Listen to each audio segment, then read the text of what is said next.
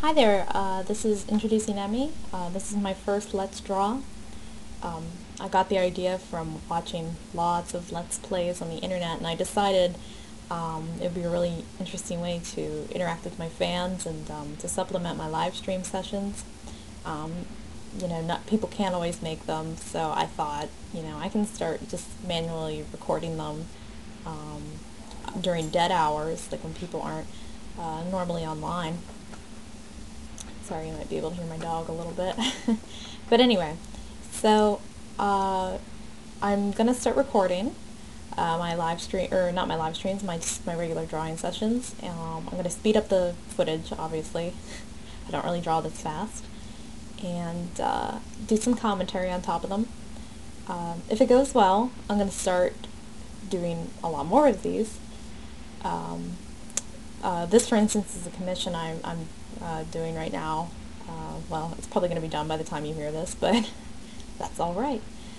This is a commission of, I believe they're two werewolf characters. I actually don't know a lot about the characters once I do the commissions. I just get usually a few image references and a very loose description of the characters and their personalities, which is all I need for a simple commission. Not doing a book, so if you can't tell, I'm a little nervous, but that's okay. So here I am. I'm actually correcting her head right now. Her jaw seemed to be sitting out at a weird angle, so I'm trying to pull it back in a little bit. A commission like this probably would take me maybe an hour or two. There's actually two busts, as you'll see here. And I'll probably start doing the other one here in a second. So yeah, she's supposed to be a werewolf character, so I kind of tried to give her a little snarl, like a little edge in her look. I think she's supposed to be a werewolf character. Hope the commissioner doesn't get mad at her appearance, but this is kind of how she looked in the reference. And she asked for her to be wearing a fez and smoking a cigar, and I said, why not? So there she is. My style is a little more Disney, I guess, a little more contemporary. Actually, not so contemporary anymore, but a little bit of retro animation style. That's what I went to college for, was to be an animator. I'm currently an indie artist and a comic book illustrator. Well, an indie comic book illustrator. Yeah, there we go. So that's what I do now.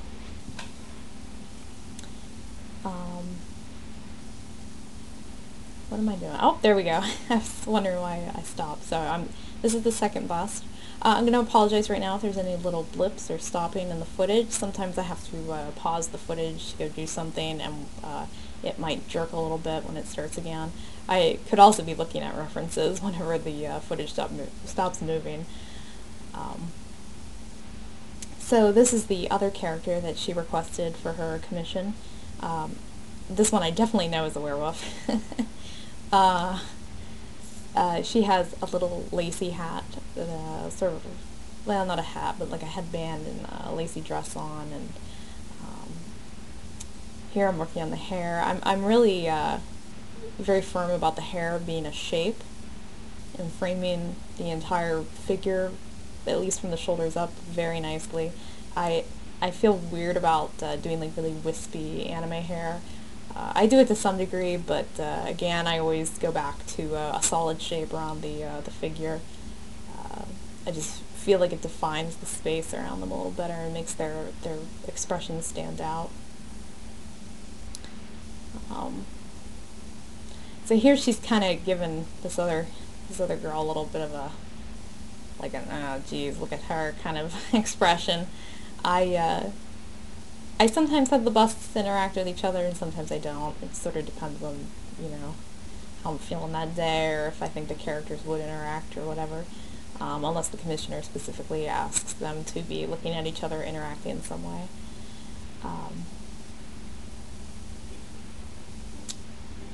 So there's a little stop.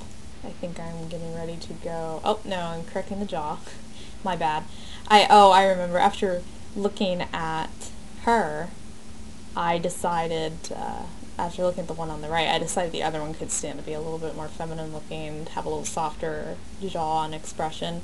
I actually couldn't quite get the jaw just the way I wanted it to, so I went back to the reference and covered part of her jaw with her hair, just so it kind of softens up those lines a little bit.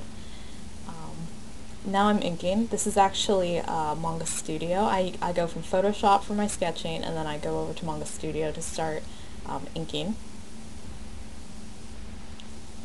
I really enjoy it. I have to admit, the title kind of threw me off a little bit.